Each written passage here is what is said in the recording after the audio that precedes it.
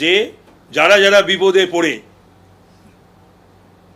আজকে জেলে রয়েছে তাদের পাশে কিন্তু তৃণমূল বা তৃণমূলের কোনো নেতা দাঁড়ায়নি, আর সুদীপ ব্যানার্জি কোনোদিন কারোর পাশে কোনোদিন দাঁড়ায়নি এবং দাঁড়াবে না। তো সুতরাং আপনারা এগুলো করবেন না, মানুষের ওপর ছাড়ুন না।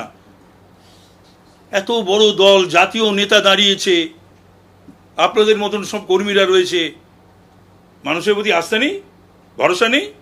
কাজ করেছেন এত, এই অসভ্যতা কেন? এটা কিন্তু এর আগেও 1-2 দিন হয়েছে গোয়া বাগানে, ওই মানিকতলা কেন্দ্রের অন্তর্গত। আমি গুরুত্ব দিইনি, কিন্তু কালকে আমার গাড়ির সামনে শুয়ে পড়ছে, বসে পড়ছে, আর প্রশাসন নির্লিপ্ত, নির্বিকার।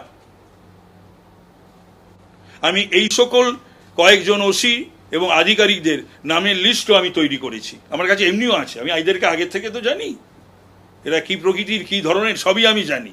প্রয়োজন হলে আমি কিন্তু প্রকাশ্যে